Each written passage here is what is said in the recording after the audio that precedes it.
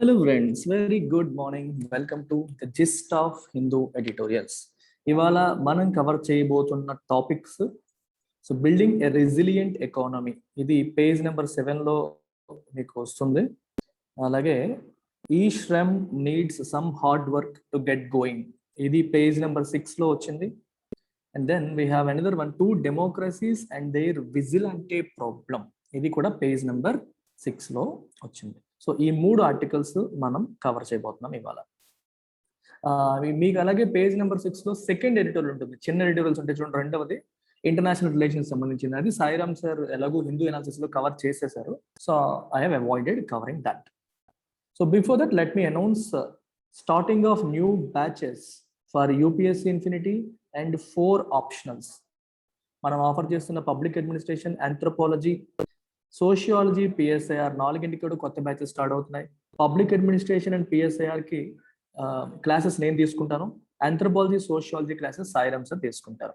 And UPSC Infinity కూడా మనకి కొత్త బ్యాచెస్ స్టార్ట్ అవుతున్నాయి. And starting from 1st October all courses come with lifetime validity. ఈఎంఐలో మీరు ఫీజు కట్టొచ్చు. మనీ ప్రాబ్లం ఉన్న వాళ్ళు ఎవరైనా సరే you can go for EMI option. Monthly 5,000 చొప్పున పే చేసి హ్యాపీగా జాయిన్ అవ్వచ్చు. ఒకేసారి కడదాము అనుకుంటే మేడంకి కాల్ చేయండి, she might provide some discount. ఒకేసారి కడతారు కాబట్టి మీకు కొంచెం తగ్గించి ఇచ్చే అవకాశం ఉంటుంది. మేడంకి కాల్ చేసి మీరు అడగవచ్చు. సో ఈ ఆర్టికల్ ఒకసారి చూసేద్దాం. చూసే ముందు నేను మళ్ళీ ఒకసారి చెప్తున్నాను, I'm repeating again and again, compare LTX classes, compare చేయండి with the number 1 institute that you might have. AP and తెలంగాణలో నెంబర్ 1 ఇన్స్టిట్యూట్స్తో ఎల్టీఎక్స్ క్లాసెస్ని కంపేర్ చేయండి యూపీఎస్సీకి. We're offering NCERT foundation course as free as part of UPSC Infinity. This comes free. LTX క్లాసెస్లో అక్కడ free వస్తుందా లేదా చెక్ చేయండి. We're offering lifetime validity. Are they giving lifetime validity? And look at the faculty. Subjects ఎవరు చెప్తున్నారు, ఎలా చెప్తున్నారు, మీరు వినండి. క్లాసెస్ పేరు బట్టి వెళ్ళాల్సిన అవసరం కూడా లేదు. ఎలా చెప్తున్నారు అనేది వినండి. ఆ ఇన్స్టిట్యూట్లో ఫ్యాకల్టీ ఎలా ఉన్నారు విన్నది కాదు, మీరు లెక్చర్ విని మీరు డిసైడ్ చేయండి. పెద్ద పెద్ద పేర్లు ఉన్నంత మాత్రాన బాగా చెప్తున్నారని కాదు, మనకు అర్థం కావడం అనేది ఇంపార్టెంట్. ఎందుకంటే నేను ఎందుకు ఈ మాట అంటున్నానంటే, పెద్ద పెద్ద ఇన్స్టిట్యూట్లో జాయిన్ అయ్యి ఫీజులు కట్టేసిన తర్వాత మళ్ళీ ఎల్టీఎక్స్ క్లాసెస్కి వచ్చి జాయిన్ అవుతున్నారు.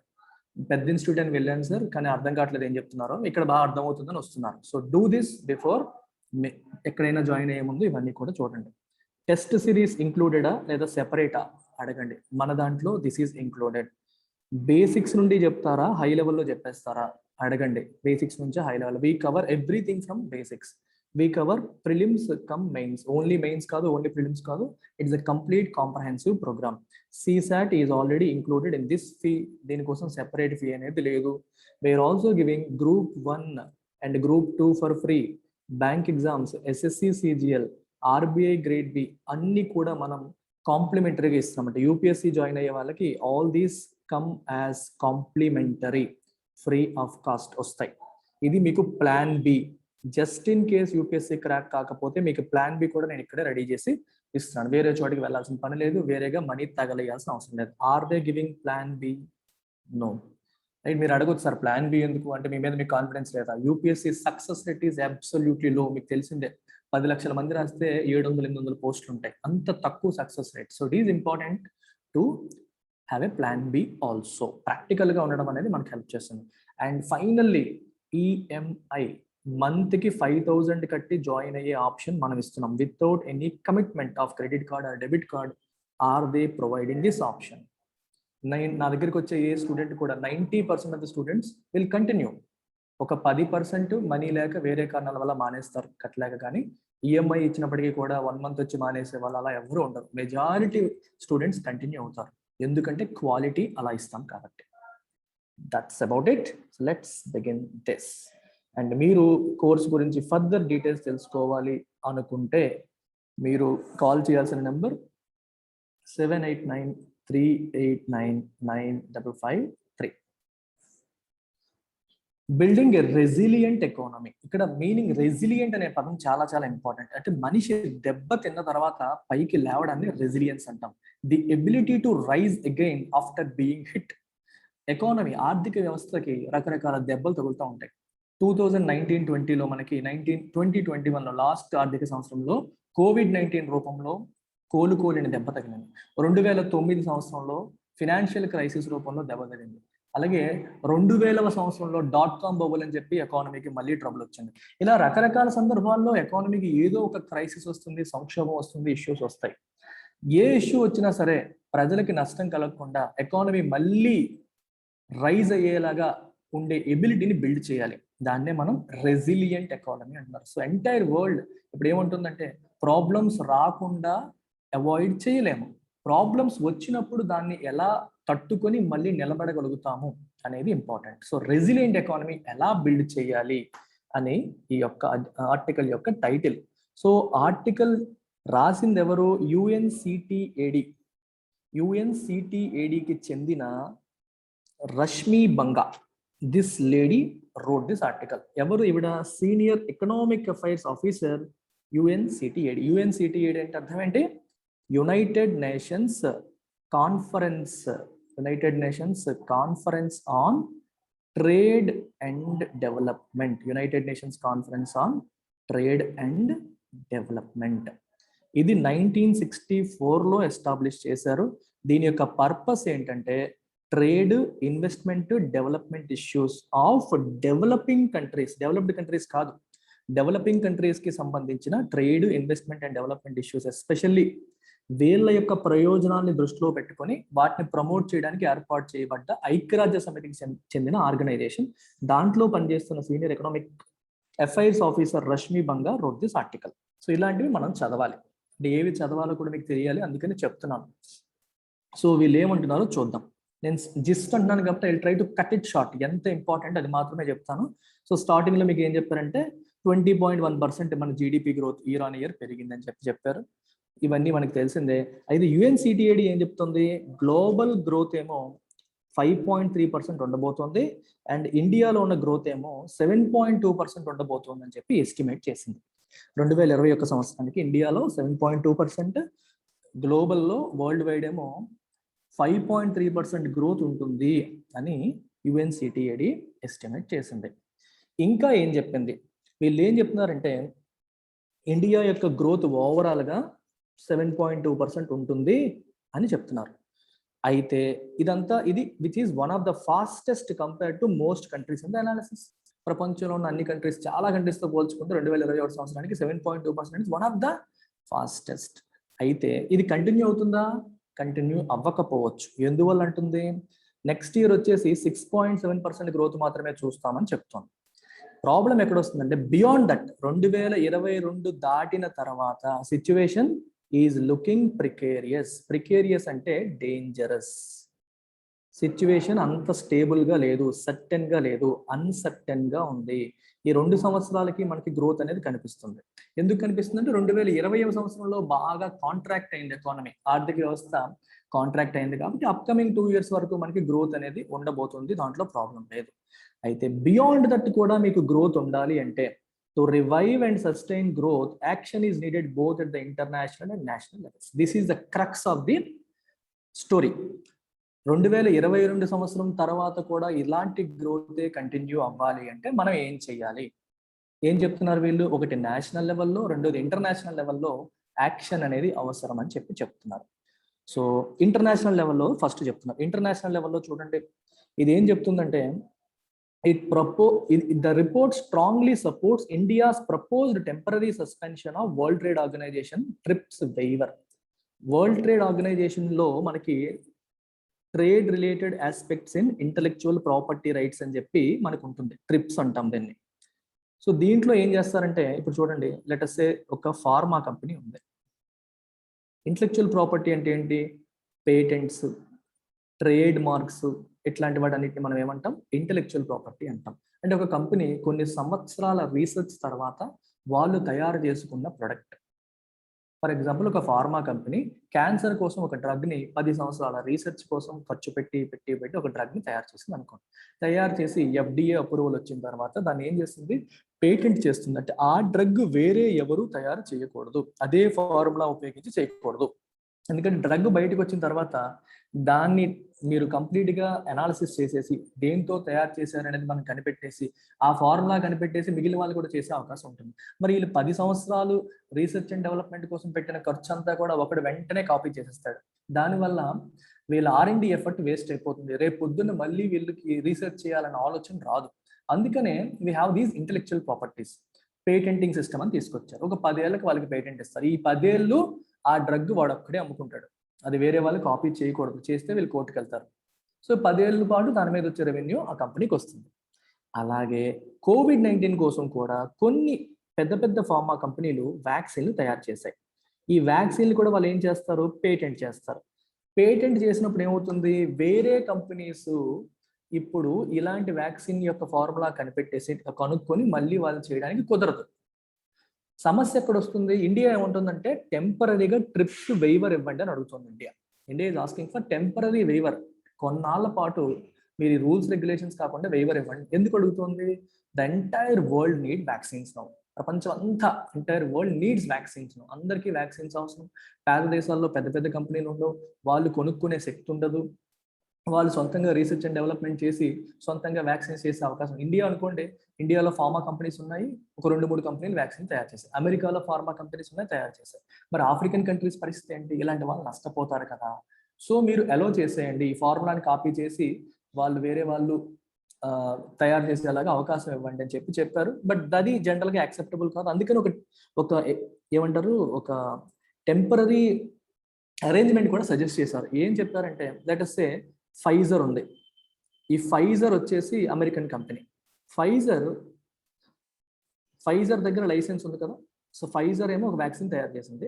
ఇండియాలో ఉన్న ఒక XYZ అనే company can take license from Pfizer. అంటే ఫైజర్ వాడి దగ్గర they can buy license. Pfizer వాడు ఫార్ములా ఇస్తాడు, వ్యాక్సిన్ ఫార్ములా ఇస్తాడు. ఆ ఫార్ములాని ఫైజర్ చెప్పిన రూల్స్ అండ్ రెగ్యులేషన్స్, వాళ్ళ కండిషన్స్ ప్రకారం వీళ్ళు ఉత్పత్తి చేయొచ్చు. ఉత్పత్తి చేసి దీని మీద ఈ కంపెనీకి రెవెన్యూ వస్తుంది.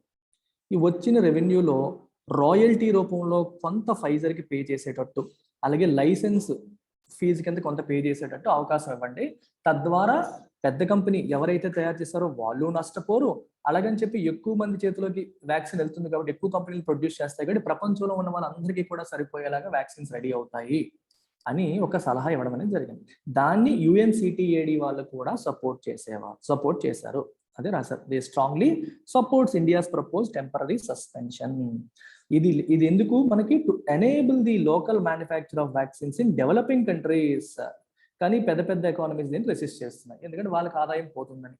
వాళ్ళ దేశంలో ఉన్న కంపెనీస్ తయారు చేస్తే అది అమ్మేసుకోవచ్చు కదా, మనకి డబ్బులు వస్తాయి కదా అని వాళ్ళు అనుకుంటున్నారు. బట్ డెవలపింగ్ కంట్రీస్కి ఇది ఉపయోగపడుతుంది అని చెప్పి UNCTAD సపోర్ట్ చేస్తుంది. రైట్. ఇంకొక ఆస్పెక్ట్ చూడండి ఇక్కడ, building resilient growth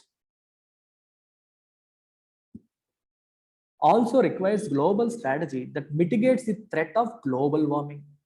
Global warming is another problem that we are facing. Climate change అనేది అతి పెద్ద ప్రాబ్లం మనం ఫేస్ చేస్తుంది. క్లైమేట్ చేంజ్ వల్ల గ్లోబల్ వార్మింగ్ వస్తుంది.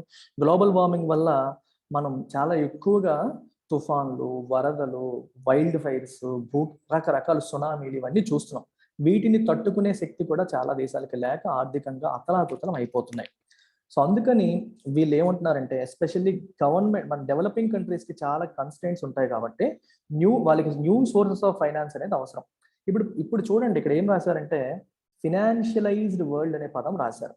ఈ పదానికి మీనింగ్ ఏంటంటే, ప్రపంచంలో ఎకానమీలో ప్రతి ఒక్క దేశపు ఆర్థిక వ్యవస్థలో ఎక్కువ రోల్ ఏ సెక్టర్ ప్లే చేస్తుందంటే financial sector. Major role financial sectors play చేయడం మొదలెట్టేసాయి. అందుకే ఫినాన్షియలైజ్డ్ అన్నారు.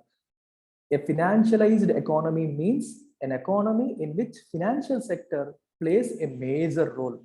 So financial sector important role play చేస్తుంది అని మనం ఇక్కడ రాస్తున్నారు. సో ఏ దేశంలో ఏం చేయాలన్నా సరే ఫస్ట్ కావాల్సింది ఏంటి? ఫినాన్స్. అంటే డబ్బులు కావాలి, మనీ కావాలి. కానీ చాలా డెవలపింగ్ కంట్రీస్లో లేకపోతే పేద దేశాల్లో వాళ్ళకి సరిపడా ఫినాన్స్ అనేది ఉండదు, మనీ అనేది ఉండదు. అందుకోసం ఏం చేయాలి? ఇక్కడ ఏమంటున్నారు చూడండి, ఇంటర్నేషనల్ కమ్యూనిటీ వాళ్ళ యొక్క సపోర్ట్ని స్కేలప్ చేయాలి. International community has to support these developing and under developed countries. ఇక్కడ ఒక ఇంపార్టెంట్ వర్డ్ రాశారు, commitment to common but differentiated responsibilities. ఇది చాలా చాలా చాలా ఇంపార్టెంట్. నేను మల్టిపుల్ టైమ్స్ రిపీటెడ్గా చెప్తున్నాను. నేను ఎడిటోరియల్ అనాలిసిస్ చేసేటప్పుడు I strongly recommend all of you to follow consistently. కొన్ని థీమ్స్ అనేవి రిపీట్ అవుతూ ఉంటాయి. రిపీట్ అవుతున్నప్పుడు మీకు కొన్ని ఫ్రేజెస్ కానీ కొన్ని ఇంపార్టెంట్ సెంటెన్సెస్ కానీ చెప్తూ ఉంటాను. అవి మీరు ఆన్సర్ రైటింగ్లో ఇన్కార్పొరేట్ చేయాలి. ఎడిటోరియల్ అనాలిసిస్ చేసేది ఆన్సర్ రైటింగ్ కోసం, మెయిన్స్ ఆన్సర్ రైటింగ్ ఇంప్రూవ్మెంట్ కోసం చేస్తాను. నేను కొన్ని థీమ్స్ రిపీటెడ్గా వచ్చేవి నేను చెప్తాను. చెప్పినప్పుడు make note of them and వాటిని మీరు ఆన్సర్ రైటింగ్లో ప్రాక్టీస్ చేయండి, ఉపయోగించండి. ఇక్కడ కామన్ బట్ డిఫరెన్షియేటెడ్ రెస్పాన్సిబిలిటీస్ అనే పదం ఉపయోగించారు చూసారా, ఇది చాలా చాలా ఇంపార్టెంట్ ఆస్పెక్ట్. మీకు ఒక విషయం చెప్తా చూడండి. ఇప్పుడు మనం క్లైమేట్ చేంజ్ అనే థీమ్ గురించి మాట్లాడుతున్నాం. క్లైమేట్ చేంజ్కి కారణం ఏంటి? Green house gases. మనకు తెలిసింది కదా, గ్రీన్ హౌస్ గ్యాసెస్ వాతావరణంలోకి ఎక్కువగా రిలీజ్ చేయడం వల్ల అది గ్లోబల్ వార్మింగ్కి కారణమైంది. ఓవరాల్గా అన్ని ఆస్పెక్ట్స్ని కలిపి క్లైమేట్ చేంజ్ అని చెప్పి మనం అంటున్నాం. గ్రీన్ హౌస్ గ్యాసెస్ ఎక్కువగా రిలీజ్ అవుతున్నాయి అంటే కారణం ఏంటి? ఇండస్ట్రియలైజేషన్ వల్లే కదా గ్రీన్ హౌస్ గ్యాసెస్ రిలీజ్ అవుతాయి. ఇండస్ట్రియలైజేషన్కి కారణం ఎవరు? డెవలప్డ్ కంట్రీసా, డెవలపింగ్ కంట్రీసా? Developed countries. Developed countries are responsible for major release of greenhouse gases. India లాంటి కంట్రీస్ ఇప్పుడు గ్రీన్ హౌస్ గ్యాసెస్ ఎక్కువగా రిలీజ్ చేస్తున్నాయి, కానీ ఒకప్పుడు గడిచిన 100 ఏళ్ళగా 150 ఏళ్ళగా 200 ఏళ్ళగా ఎవరు చేశారు అంటే, హిస్టారికల్ కల్ప్రిట్స్ ఎవరు అంటే యూరోపియన్ కంట్రీస్ మరియు అమెరికా. అందుకని ఇప్పుడు in the battle against climate చేంజ్కి వ్యతిరేకంగా మనం చేస్తున్న ఈ పోరాటంలో ఎవరి రెస్పాన్సిబిలిటీ ఏంటి అంటే, ప్రపంచ దేశాలు అన్ని సఫర్ అవుతాయి, సో అందరికీ రెస్పాన్సిబిలిటీ ఉంటుంది. అందుకని ఇక్కడ ఏం రాశారు? Common responsibility. Everyone has the responsibility upon their shoulders, his or her shoulders to take on climate change. At the same time అందరికీ రెస్పాన్సిబిలిటీ ఉందన్నమాట నిజమే. ఎట్ ద సేమ్ టైం ఆ రెస్పాన్సిబిలిటీ సేమా అంటే కాదు, డిఫరెన్షియేటెడ్ రెస్పాన్సిబిలిటీ. ఎందుకు? వాతావరణానికి, పర్యావరణానికి నష్టం కలిగించింది అమెరికా ఎక్కువగా నష్టం కలిగించిందా, ఇండియా ఎక్కువగా నష్టం కలిగించిందంటే అమెరికా ఎక్కువగా నష్టం కలిగించింది. వాళ్ళు ముందు డెవలప్ అయ్యారు కాబట్టి. సో ఎక్కువ నష్టం కలిగించే వాళ్ళు ఎక్కువ బాధ్యత తీసుకోవాలి, తక్కువ నష్టం కలిగించిన వాళ్ళు తక్కువ బాధ్యత తీసుకోవాలి అనే మీనింగే common but differentiated responsibilities. So బాగా డబ్బున్న కంట్రీస్ ఏం చేయాలంటే, పేద దేశాలకి, డెవలపింగ్ కంట్రీస్కి సహాయం చేయాలి. క్లైమేట్ చేంజ్ని ఎదుర్కొనే అంశాల్లో కూడా సహాయం చేయాలి. ఫర్ ఎగ్జాంపుల్ గ్రీన్ టెక్నాలజీ ఉంది. గ్రీన్ టెక్నాలజీ అంటే మనకి సోలార్ పవర్ని జనరేట్ చేయడం కానీ, విండ్ పవర్ జనరేట్ చేయడం కానీ, రీసెంట్గా గ్రీన్ హైడ్రోజన్ అంటున్నారు, ఇలాంటి దాన్ని తయారు చేయడం కానీ, వీటికి అవసరమైన టెక్నాలజీస్ అడ్వాన్స్డ్ కంట్రీస్లో ఉన్నంతగా డెవలపింగ్ కంట్రీస్లో ఉండవు. So they should transfer the technology to developing countries. ఈ క్లైమేట్ చేంజ్ ఎదుర్కోవడానికి అవసరమైన ఇన్ఫ్రాస్ట్రక్చర్ని బిల్డ్ చేయడానికి, రెసిలియన్స్ని బిల్డ్ చేయడానికి వాళ్ళు ఫండింగ్ కూడా ప్రొవైడ్ చేయాలి. సో వాళ్ళు సహాయం చేయాలి అనేది ఒక ఆస్పెక్ట్. రెండవది, మనకి ఇంటర్నేషనల్ కమ్యూనిటీలో world bank, international monetary fund ఇట్లాంటివి ఉంటాయి. ఇంటర్నేషనల్ మానిటరీ ఫండ్ వచ్చేసి ఎస్పెషల్లీ కరెన్సీ రిలేటెడ్ ఇష్యూస్లో ఎంటర్ అవుతుంది, బట్ వరల్డ్ బ్యాంక్ అన్ని ఆస్పెక్ట్లో కూడా మనకి సహాయం అవుతుంది. ఇలాంటి బ్యాంకుల ద్వారా కూడా తక్కువ లోన్లు వచ్చేలాగా చేయడం, ఇట్లాంటి ఆస్పెక్ట్స్తో పేద దేశాలకి, డెవలపింగ్ కంట్రీస్కి సహాయం చేస్తే రెసిలియన్స్ అనేది బిల్డ్ అవుతుంది. అర్థమవుతుందా మీకు? ఇప్పుడు వ్యాక్సిన్స్ మీద, మీకు వ్యాక్సిన్స్ లేవనుకోండి, మీరు హెల్త్ ఎలా ప్రొటెక్ట్ అవుతుంది? కోవిడ్-19 ఎలా ఎదుర్కొంటారు? ఎదుర్కోలేరు. రేపు పొద్దున్న ఏమైనా పాండమిక్స్ వచ్చినా దాన్ని తట్టుకునే శక్తి బిల్డ్ అవ్వాలి, హెల్త్ ఇన్ఫ్రాస్ట్రక్చర్ బిల్డ్ చేసుకోవాలి, రైట్? సో ఈ రెసిలియంట్ ఎకానమీ బిల్డ్ అవ్వాలంటే ఫినాన్సెస్ లేవు కాబట్టి డబ్బున్న దేశాలు సహాయం చేయాలి అనేది ఇక్కడ ఉద్దేశం. నెక్స్ట్ ఇంకొక ఆస్పెక్ట్ ఏం మాట్లాడుతుంది ఈ రిపోర్ట్ అంటే, public sector should be robust. Public sector strong గా ఉండాలి అంటే, ఇక్కడ ఒక ఇంపార్టెంట్ ఆస్పెక్ట్ చూడండి, రెసిలియన్స్ అనేది public good. Resilience is a public good. ఇక్కడ ఈ పదం రాశారు. ఇక్కడ మీకు పబ్లిక్ గుడ్ అంటే అర్థం ఏంటి, ప్రైవేట్ గుడ్ అంటే అర్థం ఏంటో కూడా చెప్తాను. బేసిక్స్ స్ట్రాంగ్ అయితే మనకి ఏమీ భయం వేయదు, సబ్జెక్ట్స్ అన్ని ఈజీగా హ్యాండిల్ చేయొచ్చు. ఇప్పుడు నేను ఒక షర్ట్ వేసుకున్నాను, ఈ షర్ట్ ప్రైవేట్ గుడా పబ్లిక్ గుడా మీరే చెప్పండి. షర్ట్ నా డబ్బులతో నేను కొనుక్కున్నాను, నేను మాత్రమే తొడుక్కున్నా, నేను వేసుకున్నాను. So it is a private good. I buy something and I use it exclusively for myself. మా ఊరికి రోడ్ ఉంది, ఆ రోడ్ అనేది పబ్లిక్ గుడా ప్రైవేట్ గుడా? అందరూ ఉపయోగించేది. మరి అందరూ ఉపయోగించే రోడ్ నేను వేస్తానా, గవర్నమెంట్ వేస్తుందా? గవర్నమెంట్ వేస్తుంది. అర్థమైందా? నా కోసం అనుకునేది నేను ఖర్చు పెడతాను, అందరి కోసం అనుకునేది ప్రభుత్వం ఖర్చు పెడుతుంది. అలాగే రెసిలియన్స్ అనేది పబ్లిక్ గుడ్. గుడ్ అంటే అది ఫిజికల్ గా వస్తువు అని కాదు, అంటే అందరికీ అవసరమైంది. ఒక ఎకానమీ దెబ్బ తగిలితే తట్టుకొని నిలబడగలిగే శక్తి ఉండడం అనేది అందరికీ అవసరమైనది. అది ఎలా, how is it going to be built? గవర్నమెంటే దానికోసం దాని శ్రమ పడాలి. అందుకే it is the responsibility of the state అంటే గవర్నమెంట్. సో అందుకని ఇది ఎలా డెలివర్ చేయాలి? It has to be delivered through a robust public sector with the resources to make the necessary investments, provide complementary services, coordinate with multiple activities that building resilience involves. So government పూర్తి స్థాయిలో involve అయ్యి దానికి తగ్గ పెట్టుబడులు పెట్టాలి, అవసరమైనవన్నీ aspects కూడా చేయాలి అని చెప్పి చెప్తుంది. సో ఈ పారాగ్రాఫ్ లో మీరు సమ్మరైజ్ చేయాలంటే రెసిలియన్స్ యొక్క రెస్పాన్సిబిలిటీ ప్రభుత్వం తీసుకోవాలి. That is the gist of this paragraph. అలాగే ఇంకో విషయం కూడా చూడండి, revisiting a theme that the report now in the 40th year has long been promoting. ఇందులో ఏం చెప్తుందంటే ప్రైవేట్ ఫోర్సెస్ కి మనం వదిలేయకూడదు. చూడండి, సస్టైన్డ్ గ్రోత్ కోసం అవసరమైన ఫైనాన్షియల్ రిసోర్సెస్ ని మొబిలైజ్ చేయడం అనేది ప్రైవేట్ సెక్టార్కి వదిలేసేది కాదు, గవర్నమెంటే బాధ్యత తీసుకోవాలి. మనం రెసిలియంట్ ఎకానమీని బిల్డ్ చేయాలి అంటే దానికి అవసరమైన మనీని సేకరించే బాధ్యత ప్రైవేట్ సెక్టార్కి వదిలేసేది కాదు, గవర్నమెంటే స్ట్రాంగ్ గా ఫోకస్ చేయాలి. ఇన్ఫాక్ట్ చూడండి, పబ్లిక్ సెక్టార్ బ్యాంక్స్ కి సిగ్నిఫికెంట్ రోల్ ఇవ్వాలి. అలాగే పెద్ద పెద్ద బ్యాంక్స్ అనేవి ఎక్కువగా రాకుండా ఎక్కువ బ్యాంక్స్ ఉండేలాగా చేయాలి. అలాగే రెగ్యులేటరీ ఓవర్సైట్ అనేది ఉండాలి. రెగ్యులేటరీ ఓవర్సైట్ అంటే పర్యవేక్షణ, బ్యాంకింగ్ సిస్టమ్ ఎలా నడుస్తుంది అని ప్రతి ఒక్క ఆస్పెక్ట్ లో కూడా పర్యవేక్షిస్తూ ఉండాలి, తప్పులు జరగకుండా. అందుకే రాశారు స్పెక్యులేటివ్ ఎక్సెసెస్. ఫైనాన్షియల్ గా కొన్ని స్పెక్యులేషన్స్, అంటే మీకు ఇది డీటెయిల్ గా చెప్పాలంటే ఇంకొక రోజు పడుతుంది. మీకు డెరివేటివ్స్ అని అవన్నీ చాలా చాలా ఆస్పెక్ట్స్ ఉంటాయండి. ఈ స్పెక్యులేషన్స్ ఇవన్నీ లేకుండా స్టాక్ మార్కెట్లు స్పెక్యులేషన్స్ ఇట్లాంటి ఆస్పెక్ట్స్ ఎక్కువగా వెళ్ళిపోకుండా రెగ్యులేటరీ ఓవర్సైట్ అనేది ఉండాలి. అలా ఉంటేనే మనకి సరైన క్లైమేట్, ఇన్వెస్ట్మెంట్ క్లైమేట్ అనేది బిల్డ్ అవుతుంది. లాస్ట్ లో ఇంకో పాయింట్ కూడా చెప్పారు. చాలా మంది ఏమనుకుంటారంటే వేజెస్ తగ్గించేస్తాము, కాంపిటేటివ్నెస్ పెరుగుతుందని. ఒక కంపెనీ చూడండి, ఒక కంపెనీ ఇప్పుడు లెట్స్ సే 100 కోట్ల బిజినెస్ చేస్తుంది అనుకోండి. 100 కోట్ల బిజినెస్ చేస్తుంటే అందులో 60 crores వేజెస్ కోసం అయిపోతుంది, ఎంప్లాయీ శాలరీస్ కోసం ఖర్చు అయిపోతుంది అనుకోండి. సో కంపెనీ అనుకుంటుంది, నేనేమో 50 crores కి దీన్ని తగ్గించగలిగితే నా ప్రాఫిటబిలిటీ పెరుగుతుంది, నేనేమో ఇంకొంచెం కాంపిటేటివ్గా ఉండగలుగుతాను, వేరే వాళ్ళతో పోటీ పడగలుగుతాను అని చెప్పి కంపెనీలు భావిస్తాయి. సో వేజెస్ తగ్గించడం వల్ల కాంపిటేటివ్నెస్ పెరుగుతుంది అని చెప్పి అందరూ భావిస్తారు. కానీ రిపోర్ట్ ఏమంటుందంటే అలా చేయొద్దు. వేజెస్ అంటే ఎంప్లాయీస్ కి పే చేసే ఈ జీత భత్యాలు ఏవైతే ఉంటాయో దాన్ని తగ్గించడం అనేది మంచి చెయ్యదు అంటుంది.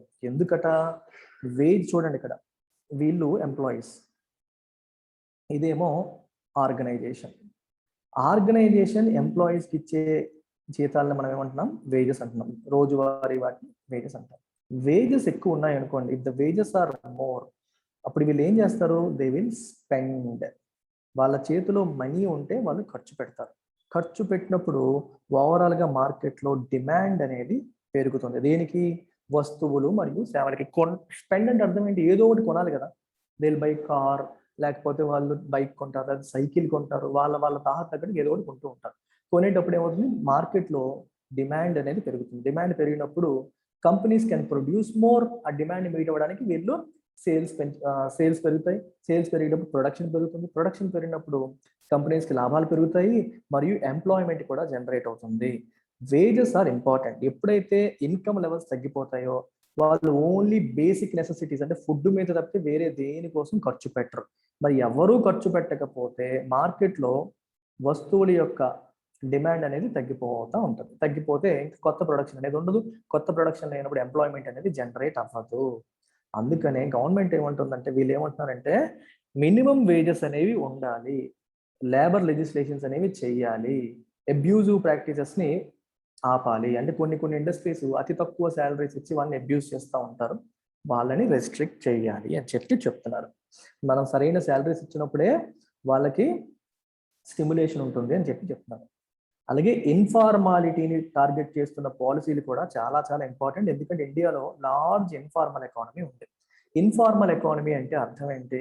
గవర్నమెంట్ రెగ్యులేషన్ కిందకి రానిది, గవర్నమెంట్ ట్యాక్సేషన్ కిందకి రానిది. ఇప్పుడు మీరు ఒక కన్స్ట్రక్షన్ వర్కర్ ఉన్నాడు, కన్స్ట్రక్షన్ వర్కర్ ట్యాక్స్ కడతాడా? కట్టడు. రోడ్ సైడ్ పానీపూరి వాడు ఉన్నాడు, ఆ పానీపూరి వాడు ట్యాక్స్ కడతాడా? కట్టడు. వాళ్ళకి గవర్నమెంట్ ఏమైనా ప్రొటెక్షన్ ఇస్తుందా? ఇవ్వట్లేదు. ఇప్పుడు ట్యాక్స్ కట్టే ఇప్పుడు ఎంప్లాయీస్ ఇన్ఫోసిస్లో నువ్వు పనిచేస్తున్నావు, ఇన్ఫోసిస్లో నువ్వు శాలరీలో ట్యాక్స్ టీడీఎస్ కట్ అవుతుంది, అట్ ద సేమ్ టైం నీకు పిఎఫ్ కూడా ఉంటుంది, ఎంప్లాయీ ప్రావిడెంట్ ఫండ్ అని, ఇన్సూరెన్స్ అని, రకరకాల ప్రావిజన్స్ ఉంటాయి. అవన్నీ వాటిని ఏమంటాం అనేది మనం సోషల్ సెక్యూరిటీ అంటాం. అంటే సడన్ గా మనకేమైనా, మన ఫ్యామిలీకి ఏమైనా ఇవి మనకి హెల్ప్ అవుతాయి. ఇన్ఫార్మల్ ఎకానమీలో ఇవన్నీ కామన్. ఇన్ఫార్మల్ ఎకానమీలో పానీపూరి నడిపే వ్యక్తికి చనిపోయాడు అనుకోండి, సడన్ గా ఫ్యామిలీ రోడ్డు మీదకి వచ్చేయాల్సిందే. ఎందుకంటే తనకి ఏ ఇన్సూరెన్స్ లేదు, ఎవరు ప్రొటెక్ట్ చేయరు, తను ట్యాక్స్ కట్టడు, ఇన్సూరెన్స్. సో ఈ టాక్సేషన్ లేకుండా, ఇన్సూరెన్స్ లేకుండా, ఎటువంటి ప్రావిడెంట్ ఫండ్స్ ఇట్లాంటి బెనిఫిట్స్ లేకుండా ఉన్న వర్కర్స్ అందరూ కూడా ఇన్ఫార్మల్ వర్కర్స్. ఇండియాలో మెజారిటీ వర్కర్స్ ఉండేది ఇన్ఫార్మల్ ఎకానమీలోనే. అందుకనే ఈ ఇన్ఫార్మల్ ఎకానమీలో పనిచేస్తున్న వర్కర్స్ కోసం కూడా గవర్నమెంట్ పాలసీలు తీసుకురావాలి. రీసెంట్ గా మీరు ఈ శ్రమ్ వినుంటారు, ఇప్పుడు ఇవాళ చేయబోతున్నాం అది. ఈ శ్రమ్ అని చెప్పి ఒక పోర్టల్ లాంచ్ చేసింది. This portal is targeting informal economy. Informal ఎకానమీలో ఉన్న చాలా మందికి ఒక ఐడెంటిటీ ఇవ్వడానికి, వాళ్ళకి కూడా సెక్యూరిటీ కల్పించడానికి ప్రభుత్వం ఈ పోర్టల్ ని లాంచ్ చేసింది అన్నమాట. ఇలాంటి యాక్టివిటీస్ చేయమని కూడా UNCTAD వాళ్ళు చెప్తున్నారు. గాట్ ఇట్, దట్స్ ఇట్, అంతే, ఇంకెందులో ఎంతకంటే ఏం లేదు. I hope it's pretty clear. So ఒకసారి సమ్మరైజ్ చేయాలంటే ఫోకస్ ఏంటంటే, మనకి రెసిలియంట్ ఎకానమీ బిల్డ్ అవ్వాలంటే ఇంటర్నేషనల్ లెవెల్లో కొన్ని హెల్ప్లు జరగాలి, నేషనల్ లెవెల్లో కొన్ని హెల్ప్లు జరగాలి. ఇంటర్నేషనల్ లెవెల్లో majority finance, international community developing కంట్రీస్కి ఫైనాన్స్ ఇవ్వాలి, సపోర్ట్ చేయాలి. ఏ విషయాల్లో? COVID-19కి సంబంధించిన వ్యాక్సినేషన్ విషయాల్లో, గ్లోబల్ వార్మింగ్కి సంబంధించిన విషయాల్లో హెల్ప్ చేయాలని అర్థం. ఇంకా నేషనల్ లెవెల్లో ప్రభుత్వం ఏం చేయాలి? రెసిలియన్స్ అనేది పబ్లిక్ గుడ్. సో దీని యొక్క రెస్పాన్సిబిలిటీ గవర్నమెంటే తీసుకోవాలి. లేబర్ని ప్రొటెక్ట్ చేయాలి, మినిమం వేజెస్ ఎన్షూర్ చేయాలి, ఇన్ఫార్మల్ ఎకానమీలో ఉన్న వర్కర్స్కి కూడా సహాయం చేయాలి, రైట్? అలాగే సరైన బ్యాంకింగ్ సిస్టమ్ని బిల్డ్ చేయాలి. అండ్ ఫినాన్సింగ్ రెస్పాన్సిబిలిటీ అంటే డిఫరెంట్ యాక్టివిటీస్కి అవసరమైన మనీని అరేంజ్ చేసే బాధ్యత కూడా ప్రభుత్వం తీసుకోవాలి, ప్రైవేట్ సెక్టార్కి వదిలేయకూడదు. This is what this article says. ఇప్పుడే చెప్పాను మీకు పాత ఆర్టికల్లో, ఈ శ్రమ్ రీసెంట్గా గవర్నమెంట్ ఆఫ్ ఇండియా లాంచ్ చేసింది. ఆగస్టు 26, 2021 రోజున ఈ పర్టికులర్ పోర్టల్ అనేది లాంచ్ చేసింది. సో మీకు కొంచెం బ్యాక్గ్రౌండ్ చెప్తాను. ఈ పర్టికులర్ పోర్టల్ రావడానికి గల కారణం ఏంటి, అవసరం ఏంటని ఒకసారి చూద్దాం. 2020వ సంవత్సరంలో మనకు ఒక ప్రాబ్లం వచ్చింది. ఏంటి ఆ ప్రాబ్లం? కోవిడ్-19 వచ్చినప్పుడు ఏం చేసింది గవర్నమెంట్? లాక్డౌన్ విధించింది. లాక్డౌన్ విధించినప్పుడు ఏం జరిగింది? మైగ్రెంట్ వర్కర్స్ సిటీస్ నుంచి విలేజెస్కి పొట్ట చేతి పట్టుకొని వెళ్ళాల్సి వచ్చింది. ఈ మైగ్రెంట్ వర్కర్స్ అందరికంటే ఎక్కువగా సఫర్ అయ్యారు. ఎందుకంటే సిటీస్లో ఉన్న కన్స్ట్రక్షన్ యాక్టివిటీస్, చిన్న చిన్న ఇండస్ట్రీస్లో వీళ్ళు పనిచేస్తారు. ఊర్లో వాళ్ళకి బతుకు లేక బతుకు తెరువు కోసం సిటీస్కి వచ్చి పనిచేసేవాళ్ళు. ఒక రాష్ట్రం నుంచి ఇంకో రాష్ట్రానికి, ఇంకో చోటు నుంచి ఇంకో చోటుకి వెళ్ళి సఫర్ అవుతున్న వ్యక్తులు వీళ్ళు. వీళ్ళకి ప్రభుత్వం సహాయం చేయాలని అనుకుంది, కానీ వీళ్ళ యొక్క డేటా ప్రభుత్వం దగ్గర క్రిస్టల్ క్లియర్గా లేదు. వీళ్ళు ఎప్పుడు చూడండి, మైగ్రెంట్ వర్కర్, ఇప్పుడు మా శ్రీకాకుళం జిల్లా తీసుకుంది. శ్రీకాకుళం జిల్లాకు చెందిన ఒక వ్యక్తి చెన్నై వెళ్ళి పనిచేస్తున్నాడు అనుకోండి, లేదా బెంగళూరు వెళ్ళి పనిచేస్తున్నాడు అనుకోండి. దీని దగ్గర రేషన్ కార్డు ఉంటుంది. ఈ రేషన్ కార్డు ఉన్నప్పటికీ బెంగళూరులో ఈ రేషన్ కార్డు పనిచేయదు. ఎందుకంటే తను మన రాష్ట్రానికి చెందినవాడు కాదు, కర్ణాటక రాష్ట్రానికి చెందినవాడు కాదని పనిచేయదు. అలాగే బీహార్కి చెందిన వ్యక్తి ఆంధ్రాలో పనిచేస్తూ ఉంటాడు, అక్కడ రేషన్ కార్డు ఏమో ఇక్కడ పనిచేయదు. సో వీళ్ళు కూడా ఏంటంటే ఈ రేషన్ కార్డు కానీ, గవర్నమెంట్ ఇచ్చే సబ్సిడీ కానీ, గవర్నమెంట్ ఇచ్చే స్కీమ్స్ కానీ ఏవి వీళ్ళకి ఆ ఊర్లో ఉంటే ఉంటాయి. ఆధార్ కార్డు ఉండి, ప్రాపర్ డేటా ఉండి, ఊర్లో ఉంటే అక్కడ సర్పంచో లేదా వేరే వాళ్ళు, వాలంటీర్లో వీళ్ళకి బెనిఫిట్స్ అందిస్తారు. వీళ్ళు ఆ ఊరు కాకుండా వేరే ఎక్కడో పనిచేయడం వల్ల గవర్నమెంట్ స్కీమ్స్ అన్నిటికీ దూరంగా బతికేస్తున్నారు. కష్టపడతారు, సంపాదిస్తారు, ఖర్చు పెట్టేస్తారు, గవర్నమెంట్ ఇచ్చే బెనిఫిట్స్కి దూరం అయిపోతున్నారు. అందుకని వీళ్ళందరినీ ఐడెంటిఫై చేసి వాళ్ళ కోసం ఒక పోర్టల్ పెట్టాలి అనే ఆలోచన వచ్చింది. ఎందుకంటే 2020లో గవర్నమెంట్ ఫేస్ చేసింది, వీళ్ళందరూ ఎవరు ఎక్కడున్నారంటే తెలియట్లేదు, వాళ్ళకంటే ఒక డేటాబేస్ లేదు. సెపరేట్ డేటాబేస్ ఉంటే మనం కాపాడొచ్చు కదా అనే ఆలోచన ప్రభుత్వానికి వచ్చింది. ఇది ఎప్పటి నుంచో జరగాల్సిన కార్యక్రమం. ఇప్పటికీ ప్రభుత్వం కళ్ళు తెరిచి 2021లో ఆగస్టు 26ని ఈ పోర్టల్ అనేది లాంచ్ చేసింది. సో ఈ పోర్టల్ యొక్క పర్పస్ ఏంటి? ప్రతి ఒక్క ఇన్ఫార్మల్ అనార్గనైజ్ సెక్టర్లో పనిచేస్తున్న వర్కర్లందరినీ ఇందులో రిజిస్టర్ చేస్తారు. రిజిస్టర్ చేయడం వల్ల ఏంటి ఉపయోగం అంటే, ఫస్ట్ వాళ్ళకి 2 లక్షల రూపాయల 2 lakh rupees worth accident insurance ఇస్తోంది. అంటే వాళ్ళకి యాక్సిడెంట్ అయితే వాళ్ళకి 2 లక్షల రూపాయలు వాళ్ళ ఫ్యామిలీ మెంబర్స్కి వస్తాయి. వాళ్ళకి యాక్సిడెంట్ ఇన్సూరెన్స్ అనేది గవర్నమెంట్ ప్రొవైడ్ చేస్తుంది. ఇంకా ఏం చేస్తామని చెప్పి చెప్పలేదు. ఇది ఒకటి ప్రస్తుతానికి అనౌన్స్ చేశారు. ఇంకా ఫర్దర్ డీటెయిల్స్ అనేది చెప్పలేదు.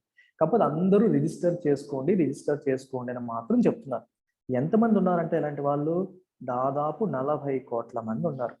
మన దేశ జనాభాలో ఆల్మోస్ట్ 1/3 ఇలా మైగ్రెంట్ వర్కర్స్, అనార్గనైజ్డ్ వర్కర్సే ఉన్నారు. సో వీళ్ళందరినీ కూడా రిజిస్టర్ చేయాలని చెప్పి టార్గెట్ పెట్టుకున్నారు. రిజిస్టర్ అయినందుకు 2 lakh వర్త్ యాక్సిడెంట్ ఇన్సూరెన్స్ ఇస్తామని చెప్పి గవర్నమెంట్ ప్రామిస్ చేసింది. సమస్య ఎక్కడ వస్తుందంటే, ఈ డేటా క్యాప్చర్ చేయడంలో అంత ఈజీ కాదు. It needs some hard work to get going. చాలా సమస్యలు ఉన్నాయి, ప్రాబ్లమ్స్ ఉన్నాయని చెప్తున్నాను. ఆ ప్రాబ్లమ్స్ ఏంటో ఒకసారి చూసేద్దాం. సో ఈ పర్టికులర్ మినిస్ట్రీ, ఏ మినిస్ట్రీ చూడండి, mole, ministry of labour and employment. వీళ్ళు ఏం లాంచ్ చేశారు? ఈ శ్రమ్ అనేది లాంచ్ చేశారు. ఈ శ్రమ్ అనేది ఏంటమ్మా అంటే National Database of Unorganised Workers, NDUW, which will be seeded with Aadhaar. దీంట్లో రిజిస్టర్ అయిన ప్రతి వాళ్ళు కూడా వాళ్ళ ఆధార్ డేటా ఇవ్వాలి. చూడండి, 400 మిలియన్స్ అంటే 40 కోట్ల మందిని రిజిస్టర్ చేయాలనే టార్గెట్ తో ఇది స్టార్ట్ చేశారు. వీళ్ళకి సంబంధించిన చట్టం 2008లోనే వచ్చింది. చూడండి, unorganised workers social security act. Unorganised workers అంటే వీళ్ళు ఒక టిపికల్ కంపెనీస్ లో ఎంప్లాయర్ రిలేషన్షిప్ లేని వర్కర్స్ అన్నమాట. వీళ్ళంతా ఎంప్లాయర్ అంటే ఇతను మా ఎంప్లాయీ, మేము అతని దగ్గర పనిచేస్తున్నాం, ఇతను మాకు ఇంత శాలరీ ఇచ్చాడు, మాకు ఇది సోషల్ సెక్యూరిటీ ఉంది అంటే మాకు PF కట్ చేస్తున్నారు, లేకపోతే ఇన్సూరెన్స్ ఇస్తున్నారు, ఇలాంటివి ఏం లేవు. పనిచేస్తున్నారు అంతే.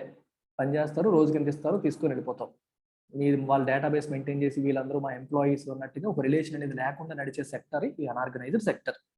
వీళ్ళ కోసం 2008లోనే ఒక చట్టం వచ్చింది. రైట్. ఈ ఇంటర్ స్టేట్ మైగ్రెంట్ వర్కర్ అనే కాన్సెప్ట్ తీసుకుంటే మనకి 4 దశాబ్దాల నుండి జరుగుతుంది. అది అంటే గత 40 ఏళ్ళగా ఒక రాష్ట్రం నుంచి ఇంకో రాష్ట్రానికి ప్రజలు వెళ్ళి ఇలా చేస్తూ ఉన్నారు. వీళ్ళకి ఎప్పటి నుంచో గవర్నమెంట్ నుంచి బెనిఫిట్స్ అందట్లేదు. సో వీళ్ళ కోసం గవర్నమెంట్ ఎప్పుడో యాక్షన్ తీసుకోవాల్సి వచ్చింది. ఎప్పుడో యాక్షన్ తీసుకోవాలి, కానీ ఇప్పటి వరకు గవర్నమెంట్ తీసుకోలేదు. ఇప్పటికి చివరికి సుప్రీంకోర్టు కూడా మల్టిపుల్ టైమ్స్ చెప్పిన తర్వాత వీళ్ళు యాక్షన్ తీసుకుని ఇప్పుడు ఈ శ్రమ్ పోర్టల్ లాంచ్ చేశారు. ఇది ముందే ఉండుంటే లాస్ట్ ఇయర్ మనం చూసాం, చాలా మంది ఈ వర్కర్స్ కి ఎన్నో కష్టాలు వచ్చాయి, వాళ్ళకి డిస్ట్రెస్ వచ్చింది. అదంతా కూడా అవాయిడ్ చేయగలిగే వాళ్ళం. ఇదంతా దేనివల్ల అంటారు? స్టేట్ ఎపతి అంటే పట్టించుకోకపోవడం, అంటే ఎదుటివాడి బాధని పట్టించుకోకుండా ఉండడం వల్ల ఇదంతా జరిగింది. ఆ గవర్నమెంట్ ఈ గవర్నమెంట్ అని కాదు, ఎంటైర్ పొలిటికల్ క్లాస్ ఈ ఇన్ఫార్మల్ వర్కర్స్ కి సారీ చెప్పాలి, అపాలజీ చెప్పాలి. వాళ్ళని పూర్తిగా నెగ్లెక్ట్ చేసి వదిలేశారు. ఇది ఫస్ట్ పారాగ్రాఫ్ లో చెప్పిన ఆస్పెక్ట్. ఇది తర్వాత ఏం చెప్తున్నారంటే, వీళ్ళు ఈ శ్రమ్ పోర్టల్ లాంచ్ చేయాలనుకుంటున్నారు కదా, ఈ పోర్టల్ ప్రాసెస్ అనేది long process. It is not easy, it is quite long process. ఎందుకంటే 40 కోట్ల మందిని మీరు రిజిస్టర్ చేయాలంటే అది చిన్న విషయం అని చెప్పండి, చాలా చాలా చాలా చాలా కష్టం. సో లాంగ్ ప్రాసెస్ అని చెప్పారు, అంతకుమించి ఏం లేదు. సో దీనివల్ల బెనిఫిట్ ఏంటి చూడండి, worker stand to gain by registering in the medium to long run. First ఏంటంటే instant benefit of accident insurance వస్తుంది. ఈ యాక్సిడెంట్ ఇప్పుడే చెప్పాను, 2 లక్షల రూపాయల యాక్సిడెంట్ బెనిఫిట్ వస్తుంది. కానీ అది ఒకటే సరిపోతుందా? Is that sufficient? క్యారెట్ అంటే మనల్ని అట్రాక్ట్ చేసేదని అర్థం. దాన్ని చూసి ఇమీడియట్ గా అవుతారంటే అవ్వరు. సో గవర్నమెంట్ ఇంకా ఏదో చెయ్యాలి. అర్థమైందా? గవర్నమెంట్ ఇంకా ఏదో చెయ్యాలి. చూడండి, నార్మల్ యాక్సిడెంట్ బెనిఫిట్ అంటే అర్థం ఏంటి చెప్పండి? నీకు యాక్సిడెంట్ అయినప్పుడు నీకు డబ్బులు వస్తాయి. అంటే యాక్సిడెంట్ అవ్వాలని ఎవరైనా కోరుకుంటాడా? కోరుకోడు. దాని ఇంపాక్ట్ మనం వెంటనే ఫీల్ అవ్వం. అలా కాకుండా మీరు ఇందులో రిజిస్టర్ అయితే మీకు గవర్నమెంట్ ఏదో బెనిఫిట్స్ ఇస్తుంది, ఇయర్కి ఎంతో డబ్బులు పంపిస్తుంది, లేకపోతే మీకోసం ఒక PF అకౌంట్ మెయింటైన్ చేస్తుంది, ఇలాంటివి ఏదో చెప్పారనుకోండి, సరే ఇది మనకు ఉపయోగపడుతుంది, నార్మల్ టైమ్స్ లో కూడా మనకు హెల్ప్ అవుతుంది అని చెప్పి ఎక్కువ మంది వర్కర్స్ రిజిస్టర్ అయ్యే అవకాశం ఉంటుంది. సో ఏం చేస్తుంది అనే విషయాలు గవర్నమెంట్ చెప్పాలి. డిసెమినేట్ అంటే ఇన్ఫర్మేషన్ స్ప్రెడ్ చేయాలి. నార్మల్ టైమ్స్ లో ఏమేం చేస్తుంది గవర్నమెంట్ అనే విషయాన్ని చెబితే, దీంట్లో రిజిస్టర్ అయితే మనకి ఎన్ని ఉపయోగాలు ఉంటాయని వాళ్ళు భావించి వస్తారనమాట. అది ఒక ఆస్పెక్ట్. లాంగ్ ప్రాసెస్ అని ఒకటి చెప్పారు, ఎక్కువ మంది చేయాలనేది. రెండోది వచ్చేసి వాళ్ళకి ఏంటి బెనిఫిట్ అనే మాట మాట్లాడారు. మూడో ఆస్పెక్ట్ వచ్చి డేటా సెక్యూరిటీ. 40 కోట్ల మంది డేటా ఒక పర్టికులర్ డేటాబేస్లో మెయింటైన్ చేస్తే ఎవడైనా సరే దాన్ని హ్యాక్ చేసేసి డేటాని దొంగిలిస్తే ఏంటి అనే ఒక క్వశ్చన్ ఉంటుంది. ఎందుకంటే వాళ్ళ ఆధార్ కార్డ్ డీటెయిల్స్ అన్నీ అందులో ఉంటాయి. ఇది ఒక పెద్ద ప్రాబ్లం. ఓకే, సెంట్రల్ గవర్నమెంట్ ఏమో మంచి సాఫ్ట్వేర్ ఉపయోగించి సర్వర్లను ఉపయోగించి చక్కగా మెయింటైన్ చేసింది అనుకోండి. అయితే మరి స్టేట్ గవర్నమెంట్ దగ్గర కూడా అంత మంచి సాఫ్ట్వేర్ ఉంటుందా? చూడండి, డేటా సెక్యూరిటీ అనేది పెద్ద ప్రాబ్లం. దాన్ని వేరే వాళ్ళు ఉపయోగించుకునే అవకాశాలు ఉంటాయి. సో సెంట్రల్ గవర్నమెంట్ కూడా ఏం చేయాలి? ఈ డేటాని స్టేట్ గవర్నమెంట్కి షేర్ చేయాలి. స్టేట్ గవర్నమెంట్ ఈ డేటాని షేర్ చేస్తుంటుంది సెంట్రల్ గవర్నమెంట్ ఏమో ప్రొటెక్ట్ చేసుకుంటుంది. మరి స్టేట్ గవర్నమెంట్ దగ్గర అంత మంచి డేటా సెక్యూరిటీ సిస్టమ్స్ లేవు. దానివల్ల ప్రాబ్లమ్స్ వస్తాయి. డేటా అనేది వేరే వాళ్ళు అబ్యూస్ చేసే అవకాశం ఉంటుంది అనేది ఒక ఆస్పెక్ట్. మూడో ఆస్పెక్ట్ వచ్చి డెఫినిషనల్ ఇష్యూస్. ఎవరిని ఇన్ఫార్మల్ వర్కర్ కింద అన్ఆర్గనైజ్డ్ వర్కర్ కింద దీంట్లో మెయింటైన్ చేయాలి అనే విషయంలో కూడా కొన్ని డిస్క్రిపెన్సీస్ ఉన్నాయి. గవర్నమెంట్ ఏముంటుంది, ఆల్రెడీ ఈపీఎఫ్ కింద లేదా ఈఎస్ఐ ఎంప్లాయీ స్టేట్ ఇన్సూరెన్స్ కింద కవర్ అయిన వర్కర్స్ని ఎక్స్క్లూడ్ చేస్తున్నామని చెప్తుంది. వీళ్ళకి ఆల్రెడీ కవర్ అయ్యారు కదా, సోషల్ సెక్యూరిటీ ఉంది వీళ్ళకి ఎందుకు అని చెప్పి గవర్నమెంట్ ఈ కాంట్రాక్ట్ వర్కర్లు, ఫిక్స్డ్ టర్మ్ కాంట్రాక్ట్ వర్కర్లు అందరినీ ఎక్స్క్లూడ్ చేస్తుంది. ఈ డెఫినేషన్ నుంచి తీసేస్తుంది. సో దీనివల్ల ఏమవుతుందంటే, ఇక్కడ ఇంకో ఆస్పెక్ట్ చూడండి, కేర్ఫుల్గా ఇది అబ్జర్వ్ చేయాలి మీరు. రీసెంట్గా సోషల్ సెక్యూరిటీ కోడ్ అనేది గవర్నమెంట్ లాంచ్ చేసింది. దీంట్లో ఏం చెప్తుందంటే, hazardous establishments employing even a single worker will have to be covered under ESI. అంటే ఒక వర్కర్ ఉన్నప్పటికీ కూడా అతను ఈఎస్ఐ కింద కవర్ చేయాలి అని చెప్పి రాశారు. ఇక్కడ ఇంకో ఆస్పెక్ట్ చూడండి, కవర్ చేయాలని రాశారు. అంటే అర్థం ఏంటి? ఎంతో మంది ఇప్పుడు గవర్నమెంట్ ఇస్తున్న ఈ డేటాబేస్ నుంచి ఎక్స్క్లూడ్ అయిపోతారు. అంటే ఒకళ్ళిద్దరు ఉన్నా సరే ఈఎస్ఐ కిందకి వెళ్ళిపోతారంటే వాళ్ళందరికీ ఏదో ఒక కవరేజ్ ఉంది కదా అని చెప్పి ఈ డేటాబేస్లో వెళ్ళి రిజిస్టర్ చేయరు. ఇంకోటి ఏముంటుందంటే 59 సంవత్సరాల వయసు పైబడిన వాళ్ళని కూడా ఎక్స్క్లూడ్ చేస్తుంది. ఈ నేషనల్ డేటాబేస్ ఎక్స్క్లూడ్ చేస్తుంది. దీన్ని ఏమంటాడంటే ఇతను ఏజ్ డిస్క్రిమినేషన్ అని చెప్పి అంటున్నాడు. అదేంటి, ఎక్కువ ఏజ్ ఉన్న వాళ్ళకి చేయకూడదా? వాళ్ళకి మీరు అలాగ వదిలేస్తే ఎలాగా? వాళ్ళకి ఆల్రెడీ సోషల్ సెక్యూరిటీ లేదు, ప్లస్ వాళ్ళ పేదవాళ్ళు, ఈ డెసిషన్ వల్ల వాళ్ళ యొక్క వెల్ఫేర్ అనేది దెబ్బతింటుంది కదా అని చెప్పి అనదర్ క్రిటిసిజం. అర్థమైంది, చాలా మంది ఎక్స్క్లూడ్ చేస్తున్నారని ఒకటి, 59 ఏళ్ళు దాటిన వాళ్ళకి ఇందులో ఇంక్లూడ్ చేయట్లేదు, దానివల్ల వాళ్ళు నష్టపోతారనేది ఒకటి, డేటా సెక్యూరిటీ ఇష్యూస్ వస్తాయి అనేది ఇంకొకటి. సో దీంట్లో ఉన్న రకరకాల ఇష్యూస్ చెప్పారు. ఇష్యూస్ ఉన్నాయి కదా వర్క్ చేయకూడదని కాదు, ఏ ఇష్యూస్ ఉన్నాయి అని చెప్పి మాట్లాడుతూ ఉన్నారు. ఇవన్నీ కూడా నార్మల్, ఇంకేం పెద్దవలేవు. తర్వాత వచ్చేసి కాంప్లెక్స్ ఐడెంటిటీస్ అని చెప్పి రాశారు. ఇక్కడ సమస్య ఏంటంటే చూడండి, చాలా మంది వర్కర్స్ చూడండి, move from one trade to another. ఒక వర్క్ నుంచి ఇంకో వర్క్, ఒక వర్క్ మారిపోతాడు. ఈ రోజేమో కన్స్ట్రక్షన్ వర్క్ లో చేస్తాడు, రేపు పొద్దునేమో ఇంకోటి చేస్తాడు. కొంతమంది ఏమో మార్నింగ్ అఫీషియల్ వర్క్ చేస్తారు, సాయంత్రం మళ్ళీ వేరే వర్క్ చేస్తారు. చూడండి ఇక్కడ రాశారా, ఏనా many others perform formal and informal work as some during non office hours May belong to the gig economy. కొంతమంది ఉదయం ఏమో ఒక దగ్గర పనికి వెళ్తారు, సాయంత్రం వచ్చేసి ఊబర్ ట్యాక్సీ డ్రైవర్ గాను, స్విగ్గీ ఎంప్లాయీ గాను పనిచేస్తూ ఉంటారు. ఇక్కడ 2 పదాలు ఇంపార్టెంట్ చూడండి, గిగ్, ప్లాట్ఫామ్. ఈ పదాలు చాలా చాలా important. I will cover all your basics. వినేటప్పుడు మీ బేసిక్స్ చాలా కవర్ చేస్తాను, అటెన్షన్ పే చేయండి. Gig worker, platform worker. Gig worker అంటే అర్థం ఏంటంటే, ఫార్మర్ ఎంప్లాయీ ఎంప్లాయర్ రిలేషన్షిప్ లేని వాళ్ళందరూ గిగ్ వర్కర్సే.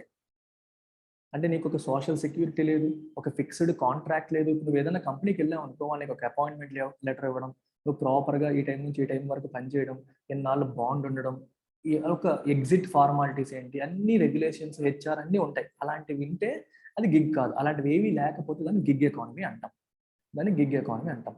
ప్లాట్ఫామ్ అంటే అర్థం ఏంటంటే, ఏదో ఒక సాఫ్ట్వేర్ ప్లాట్ఫామ్ బేసిస్ మీద వర్క్. నీకు వర్క్ ఎలా వస్తుంది? ఇప్పుడు స్విగ్గీ ఎంప్లాయీ తీసుకోండి, వాడు స్విగ్గీ యాప్ ఇన్స్టాల్ చేసుకుంటాడు. స్విగ్గీ యాప్లో వాడికి ఆర్డర్ వస్తుంది, వాడు యాక్సెప్ట్ చేయొచ్చు, మానేయచ్చు. యాక్సెప్ట్ చేస్తే వర్క్ తనకు వస్తుంది. Then he will go and deliver the product delivery చేస్తాడు. డెలివర్ చేసినందుకు తనకి డబ్బులు వస్తాయి. అలాగే ఊబర్ ట్యాక్సీ డ్రైవర్ తీసుకోండి, ఊబర్ ట్యాక్సీ యాప్ తన దగ్గర ఉంటుంది, తనకి రకరకాల రిక్వెస్ట్లు వస్తూ ఉంటాయి. వాళ్ళు యాక్సెప్ట్ చేస్తే వర్క్ వస్తుంది, వెళ్ళి పికప్ చేసుకొని డ్రాప్ చేస్తూ ఉంటాడు. They are getting work from a software platform.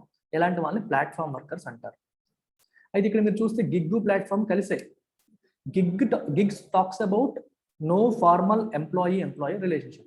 అంటే ఒక ఫిక్స్డ్ కాంట్రాక్ట్ లేకుండా, ఒక పద్ధతి లేకుండా జరిగేది. ఇప్పుడు చూడండి గిగ్ ఎకానమీలో ఏంటంటే మీకు గ్యాస్ పెక్ చూడండి, ఇప్పుడు చాలా మంది ఈ టైప్ ఆఫ్ వర్క్ ఎందుకు ఇష్టపడతారంటే రెస్ట్రిక్షన్స్ లేవు, నాకు నచ్చితే పని చేస్తా, నచ్చకపోతే పని చేయను, మానేయాలంటే మానేస్తా, నేను ఎప్పుడు కావాలన్నా స్విగ్గీ ఎంప్లాయీ అవ్వచ్చు, ఎప్పుడు కావాలన్నా జొమాటో ఎంప్లాయీ అవ్వచ్చు, ఎప్పుడు కావాలన్నా ఉబర్ ట్యాక్సీ డ్రైవర్ అవ్వచ్చు, మానేయాలంటే ఇమీడియట్ గా మానేయచ్చు, పెద్ద రూల్స్ రెస్ట్రిక్షన్స్ ఉంటాయి. నాకు నచ్చినప్పుడు పని చేయొచ్చు, నేను రోజంతా పని చేయాల్సిన అవసరం లేదు, ఫిక్స్డ్ అవర్స్ కూడా లేవు, నేను ఈ టైం నుంచి ఈ టైమే పని చేస్తానంటే నీ ఇష్టం, అప్పుడు ఆర్డర్స్ తీసుకుంటూ పని చేస్తాం, మిగిలిన టైంలో పని చేయు. So you have lot of flexibility, lot of freedom. ఎంప్లాయర్కి ఏంటి ఉపయోగం, నీకు పెద్దగా ట్రైనింగ్ ఇవ్వాల్సిన పని లేదు, నిన్ను ఎంప్లాయీ కింద రిజిస్టర్ చేయాల్సిన పని లేదు, రిజిస్టర్ చేసి నీకు బెనిఫిట్స్ ఇవ్వాల్సిన పని లేదు, నీకు ఇన్సూరెన్స్ ఇవ్వాల్సిన పని లేదు, పిఎఫ్ ఇవ్వాల్సిన పని లేదు. సో ఎంప్లాయర్కి సుఖమే, నీకేంటి సుఖం, నువ్వు ఎవరో ఒకరు నేను రెస్ట్రిక్ట్ చేయట్లేదు, నీకు నచ్చినట్టుగా నువ్వు పని చేసుకుంటావు. ఇలాంటి వర్కర్స్ అనేది గిగ్ అండ్ ప్లాట్ఫామ్ వర్కర్స్ అంటారు. ప్లాట్ఫామ్ బేస్డ్ మీద చేసే వాళ్ళు ప్లాట్ఫామ్ వర్కర్స్. అండ్ ప్లాట్ఫామ్ వర్కర్కి మీకు ఇంకొక మీనింగ్ కూడా ఉంటుంది. ఇప్పుడు చాలా మంది ఫ్రీలాన్సింగ్ యాక్టివిటీస్ చేస్తారు, ఇంటర్నెట్ లో డిఫరెంట్ వెబ్సైట్స్ లో మనకి పని దొరుకుతుంది కావాలనుకుంటే, వాళ్ళు ప్రాజెక్ట్స్ ఇస్తారు, anybody in the world can take up the project and do it. మీరు చేసినందుకు మీకు $50 $60 వాళ్ళు డబ్బులు ఇస్తారు, అలా కూడా మీరు చేసుకోవచ్చు. Even he is a platform worker, ఎందుకంటే అటువైపు పని ఇచ్చేవాడు ఎవడో నీకు తెలియదు, నువ్వెవడో వాడికి తెలియదు, నువ్వు పని చేస్తావు వాడికి పే చేస్తున్నాడు అంతే, మీ ఇద్దరికి ఫార్మల్ రిలేషన్షిప్ లేదు. ఈ రోజు నువ్వు ఒకటి కోసం చేస్తావు, రేపు ఇంకోటి కోసం చేస్తావు. So there is no formal relationship there. అలాంటి వాళ్ళు కూడా ప్లాట్ఫామ్ వర్కర్స్. అయితే ఇలాంటి వాళ్ళందరికీ కూడా సోషల్ సెక్యూరిటీ అనేది ఉండట్లేదు. సోషల్ సెక్యూరిటీ అంటే పిఎఫ్ కావచ్చు, ఇన్సూరెన్స్ కావచ్చు లేవు. రెగ్యులర్ ఎంప్లాయీ దగ్గర పనిచేసే వాళ్ళకి ఇవన్నీ ఉంటాయి, కానీ ఇలాంటి వాళ్ళకి ఉండవు.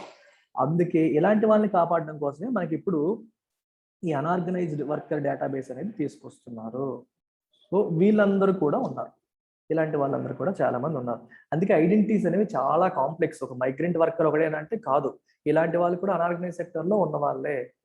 సో ఎవరెవరిని పెడతాము, వీళ్ళని మళ్ళీ ఫర్దర్ క్లాసిఫికేషన్ ఎలా చేస్తాము, రైట్, ఈ కాంప్లెక్సిటీస్ అన్నిటిని కూడా మనం చేయగలుగుతామా లేదా, వీళ్ళందరినీ మనం ప్రాపర్గా ఐడెంటిటీస్ని క్యాప్చర్ చేయగలుగుతామా లేదా అనేది ఇక్కడ ఆస్పెక్ట్ అనమాట. ఈ రిజిస్ట్రేషన్ చేసేటప్పుడు ఈ డేటా అంతా మనం పెట్టగలుగుతామా లేదా అనేది ఇంపార్టెంట్. చూడండి ఇక్కడే రాశారు చూడండి. Even though MOL, Ministry of Labor and Employment, has included gig workers in this process, it is legally unclear whether gig or platform worker can be classified first as a worker at all. అసలు first అతను worker కింద categorise చేయొచ్చా లేదనే విషయంలోనే clarity లేదు. రెండోది unorganised vector లేదా organised worker కింద అనొచ్చా లేదా, ఈ ఆస్పెక్ట్ అనేది తెగట్లేదు. ఎవరు అన్ఆర్గనైజ్డ్ వెక్టర్ అవుతారు, ఎవరు కారు అనేవి చాలా చాలా కన్ఫ్యూజన్స్ ఉన్నాయి. సెల్ఫ్ ఎంప్లాయిడ్ వాళ్ళని ఏమంటాం, వేజ్ వర్కర్స్ ఏమంటాం, క్లారిటీ లేదు. ఈ గిగ్ వర్కర్ అన్ఆర్గనైజ్డ్ అనొచ్చా అనకూడదా, క్లారిటీ లేదు. సో ఇలాంటి డెఫినేషనల్ ఇష్యూస్ కూడా చాలా ఉన్నాయి. ఇవి కాకుండా ఇంకా కొన్ని ఇంపెడిమెంట్స్, అబ్స్ట్రక్షన్స్ ఉన్నాయి. ఏంట ఇంపెడిమెంట్ అంటే అబ్స్ట్రక్షన్ అని.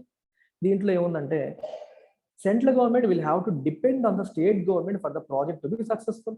స్టేట్ గవర్నమెంట్ లోకల్ ఏరియా నుంచి మీకు సపోర్ట్ లేకుండా ప్రాజెక్ట్ సక్సెస్ కాదు. మీకు ఏ డేటా కావాలన్నా స్టేట్ గవర్నమెంట్ హెల్ప్ చేయాలి, లోకల్ వాళ్ళు సపోర్ట్ చేయాలి. ప్రాబ్లమ్స్ అన్ని మీకు కింద నుంచి వస్తాయి. దానికి 2 ప్రైమరీ రీజన్స్ ఉన్నాయి. ఏంటది, ఒకటి మహారాష్ట్ర లాంటి రాష్ట్రాల్లో చూడండి, సర్వర్ ఏమో డౌన్ అయింది. సర్వర్ డౌన్ అయినప్పుడు మీరు ఇంకా పైన అవ్వదు కొన్నాళ్ళు. అండ్ రెండోది ఈ వర్కర్స్ కూడా వాళ్ళంతటా వాళ్ళే రిజిస్టర్ చేయడానికి ట్రై చేయడం. ఈ రోజు నేను వెళ్ళాను రిజిస్టర్ చేయడానికి, సర్వర్ డౌన్ అని చెప్పారు. రెండో రోజు వెళ్ళాను, సర్వర్ డౌన్ అని చెప్పారు. మూడో రోజు కూడా నా అంతటే నేను వెళ్ళి రిజిస్టర్ చేసుకోవాలని ఇన్సెంటివ్ నాకు లేదు. ఎందుకంటే ఏమొస్తుంది, వాడు ఏదో యాక్సిడెంట్ ఇన్సూరెన్స్ ఇస్తారట, నేను యాక్సిడెంట్ అయితే ఉపయోగపడుతుంది, రెగ్యులర్గా నాకు ఏంటి ఉపయోగం అని చెప్పి వాడు వెళ్ళడం. ఆ వర్కర్ తనంతట తానే వెళ్ళడం. అందుకని లోకల్ గా ఉన్న వాళ్ళే ఇన్వాల్వ్ అయ్యి వాళ్ళని ఎంకరేజ్ చేసి రిజిస్టర్ అయ్యేలా చేయాలి, రైట్. ఇంకొకటి ఏంటంటే మళ్ళీ ఇంకొక ప్రాబ్లం ఎక్కడ వస్తుందంటే మీకు ఇది చూడండి, there is also the concern of corruption as middle service agencies such as internet service providers might charge exorbitant charges to register and print the e-Shram cards. చాలా మందికి వీళ్ళకి ఇంటర్నెట్ ఉండదు, యాక్సెస్ ఉండదు, కంప్యూటర్ ఉండవు, ల్యాప్టాప్లు ఉండవు. వీళ్ళు ఇంటర్నెట్ సర్వీస్ ప్రొవైడర్ దగ్గరికి వెళ్తారు. వాళ్ళ దగ్గరికి వెళ్తే వాడేమో ఆ కార్డు డౌన్లోడ్ చేసి ప్రింట్ చేసి ఇవ్వడానికి ₹30 ఇవ్వు, ₹40 ఇవ్వు, ₹50 అని చెప్పి తీసుకుంటారు. అంటే వాళ్ళకి ₹1 లేదా ₹2 నుంచి ఖర్చు అవ్వదు, కానీ ₹40-50 తీసేసుకుంటారు. ఈ రకంగా కరప్షన్ జరిగే అవకాశం ఉంది, వీళ్ళని దోపిడీ చేసుకునే అవకాశం కూడా ఉంటుంది. ఇవన్నీ లేకుండా మనం ఆపాలి. ఓకే, అందరినీ కలుపుకొని ముందుకు వెళ్లాల్సిన అవసరం ఉంది అని చెప్పి చెప్తున్నారు. ఇంకోటి ఏంటంటే గవర్నమెంట్ కూడా స్టాటిస్టిక్స్ పబ్లిష్ చేయాలి నేషనల్ లెవెల్లో మరియు రీజనల్ లెవెల్లో. రిజిస్ట్రేషన్ అనేది ఎఫిషియెంట్ గా నడుస్తుందా లేదనేది తెలియడానికి అది పనికొస్తుంది. సో ఫైనల్ గా ఈయన ఏం చెప్తున్నారంటే it is a vital system to provide hitherto invisible, అంటే ఇప్పటి వరకు కనిపించని వర్కర్స్ కి విజిబిలిటీ ఇచ్చేయడానికి ఇది పనికొస్తుంది, రైట్. సో ఈయన ఏమంటాడంటే ఫైనల్ గా I would go one step further to argue for triple linkage for efficient and leakageless delivery of all kinds of benefits. ఏంటవి? One nation, one ration card, e Shram, మూడవది election commission వాళ్ళ identity card. ఈ మూడు కూడా కలిపి link చేయాలి. ఈ మూడు ఉంటే ఇతను ఏ రాష్ట్రంలో ఉన్నా సరే రేషన్ లభిస్తుంది. ఈ శ్రమ్లో ఉన్నాడు కాబట్టి గవర్నమెంట్ బెనిఫిట్స్, గవర్నమెంట్ వాళ్ళ కోసం సోషల్ సెక్యూరిటీ ఏర్పాటు చేయొచ్చు. ఎక్కడున్నా సరే ఓటు వేసే అవకాశం అనేది కలుగుతుంది. సో ఈ మూడింటిని లింక్ చేయాలి అనేది ఇక్కడ ఆస్పెక్ట్. లింక్ చేసి అన్నీ ఉంటేనే అవుతాయని చెప్పి వీళ్ళు రాస్తున్నారు. సో సింపుల్గా నేను ఒకసారి మీరు మళ్ళీ సమ్మరైజ్ చేస్తాను చూడండి. మొత్తం అయిన తర్వాత I just summarise it. So this is trying to, what is it trying to do? It is trying to register unorganised workers on a portal. Government పోర్టల్లో రిజిస్టర్ చేయడానికి ప్రయత్నం చేస్తుంది. రిజిస్టర్ చేయడం వల్ల ఏమొస్తుంది? వాళ్ళకి విజిబిలిటీ వస్తుంది, అంటే వాళ్ళ డేటా గవర్నమెంట్ దగ్గర ఉంటుంది. విజిబిలిటీ వల్ల ఉపయోగం ఏంటి? గవర్నమెంట్ యొక్క బెనిఫిట్స్ వాళ్ళకి అందుతాయి. ఈ ప్రాసెస్లో ప్రాబ్లమ్స్ ఏంటి? డిఫరెంట్ డెఫినిషన్స్ అనేది ఒక ప్రాబ్లం, ఎవరెవరిని దీని దగ్గర కన్సిడర్ చేయాలి అనేది ఒక ప్రాబ్లం, ఎవరెవరిని ఎక్స్క్లూడ్ చేయాలి అనేది ఇంకొక ప్రాబ్లం, ఎక్కువ మంది డేటా కాంప్లెక్సిటీ ఉందనేది ఒక ప్రాబ్లం, ఆ తర్వాత డేటా సెక్యూరిటీ ఇష్యూస్ వస్తాయి అనేది ఇంకొక ఆస్పెక్ట్, అండ్ ఇన్సెంటివ్స్, అందరూ స్వయంగా వచ్చి రిజిస్టర్ చేసుకునేలాగా ఇన్సెంటివ్స్ పూర్తిగా ప్రొవైడ్ చేయకపోవడం అనేది ఇంకొక ఆస్పెక్ట్. ఈ ఆస్పెక్ట్స్ అన్ని మాట్లాడారు ఇంట్లో. So final article of the day, two democracies and their vigilante problem. ఇది సింపుల్ గా తేల్చేద్దాం. This particular article is useful. మీకు యూపీఎస్సీ ఆస్పిరెంట్స్ అందరికీ కూడా ఇది ఉపయోగమే, ఎందుకంటే ఎక్కువగా మనం చూస్తున్నాం గవర్నెన్స్ కి సంబంధించిన ఆస్పెక్ట్ ఇది. ప్రభుత్వ విధానాలు, ప్రభుత్వం ఎలా వీళ్ళని డీల్ చేయాలి అనేది ఇక్కడ కనిపిస్తుంది. విజిలాంటే అంటే ఎవరు? విజిలాంటే అంటే చట్టాన్ని తమ చేతుల్లోకి తీసుకొని చట్టాన్ని ప్రొటెక్ట్ చేస్తాం అనుకునే వాళ్ళు. Those who are trying to get law into their own hands. మీకు బెస్ట్ ఎగ్జాంపుల్ విజిలాంటీకి బజరంగ దళ్ వాళ్ళు ఉంటారు. చాలా మంది వ్యాలంటైన్స్ డే రోజు బయట ఎవరైనా తిరిగితే వాళ్ళని పట్టుకొని బలవంతంగా కూర్చొని పెళ్లిళ్ళు చేసేయడం, చట్టాన్ని వీళ్ళు వారి చేతిలోకి తీసుకున్నట్టే కదా. So they are trying to enforce. మన ఆచారాలు పోతున్నాయి, మన ప్రాబ్లమ్స్ పోతున్నాయి, మన వ్యవహారాలను వీళ్ళు నాశనం చేస్తున్నారని చెప్పి ప్రభుత్వం ఒక్కదానికే ఫోర్స్ ఉపయోగించే అవకాశం ఉంటుంది, వేరే ఇండివిజువల్కి ఉండదు. కానీ వీళ్ళు చట్టాన్ని తమ చేతిలోకి తీసుకుంటారు. అలాగే మీకు ఉత్తరప్రదేశ్, బీహార్ లాంటి రాష్ట్రాల్లో కౌ విజిలాంటీస్, గో రక్షక్స్, కౌ విజిలాంటీస్ ఎక్కువైపోయారు. వీళ్ళు ఏం చేస్తారంటే ఎవరైనా సరే ఆవుల్ని చంపేస్తున్నారు అని వీళ్ళు తెలుసుకుంటే ఒక గ్రూప్గా వెళ్ళి ఆ వ్యక్తుల్ని, ఎస్పెషల్లీ ముస్లిమ్స్ని పట్టుకొని చితక బాధేస్తున్నారు, చంపేస్తున్నారు కూడా. వీళ్ళని వాళ్ళు గో రక్షక్స్, గో సంరక్షక్స్ అని చెప్తున్నారు. నిజంగా వాళ్ళకి అధికారం ఉందా? లేదు. ఎందుకంటే ప్రభుత్వం చేయాల్సిన పని. ఏదైనా చట్టానికి వ్యతిరేకమైతే ప్రభుత్వం తిరగబడాలి, కానీ ప్రజలు చట్టాన్ని తమ చేతుల్లోకి తీసుకోకూడదు. సో ఈ విజిలాంటిజం అనేది ఇండియాలో పెద్ద ప్రాబ్లం అయిపోయింది. ఇక్కడ రెండు డెమోక్రసీస్ అన్నారు. ఏంటా రెండు డెమోక్రసీస్? ఒకటి యునైటెడ్ స్టేట్స్, ఇంకొకటి ఇండియా. ఈ రెండింటి యొక్క గొప్పతనం ఏంటో తెలుసా? US is the world's oldest democracy and India is world's largest democracy. India యొక్క పాపులేషన్ ఎక్కువ, America is the world's oldest democracies. ఈ రెండు దేశాల్లో కూడా విజిలాంటే ప్రాబ్లం అనేది ఉంది. భారతదేశంలో మనం ఎక్కువగా ఫేస్ చేస్తుంది వచ్చేసి కౌ విజిలాంటిజం ఎక్కువగా ఫేస్ చేస్తూ ఉంటాం. అలాగే ఆచారాలు, వ్యవహారాలు వాటిని కాపాడుకుంటామని చేసే వాళ్ళు కూడా ఎక్కువగా కనిపిస్తారు. అయితే ఈ ఆర్టికల్లో ఇండియా గురించి ఎక్కువగా రాయలేదు, యుఎస్ గురించి రాశారు. సో యుఎస్ లో there is a concept called, recent గా వచ్చిన కాన్సెప్ట్ ఉంది అక్కడ, something called citizen arrester. Texas లో వచ్చింది. సిటిజన్ అరెస్టర్ అంటే ఇప్పుడు ఒక వ్యక్తిని అరెస్ట్ చేయాలి అంటే, if you have to arrest someone, ఎవరు చేస్తారు? పోలీస్ ఆఫీసర్ చేస్తాడు, అంతేనా? స్టేట్ అఫీషియల్ చేస్తాడు. కానీ అమెరికాలో సిటిజన్ అరెస్టర్, ఎవరైనా సరే చట్ట వ్యతిరేక కార్యకలాపాలు చేస్తున్నారు అంటే ఒక citizen can take the role of a police రోల్ని ఇంకొక సిటిజన్ టేకప్ చేసి ఇతన్ని అరెస్ట్ చేయవచ్చు, అరెస్ట్ చేసి పోలీసులకి ప్రొడ్యూస్ చేయవచ్చు. నువ్వెవడం నన్ను ఆపడానికని అనడానికి లేదు. ఎవరైనా చేయొచ్చు, దానికి రెస్ట్రిక్షన్స్ లేవు. మీకు అర్థమవుతుందా? చట్టాన్ని తమ చేతుల్లోకి తీసుకోవడానికి చట్టమే అక్కడ పర్మిషన్ ఇస్తుంది. Are you getting it?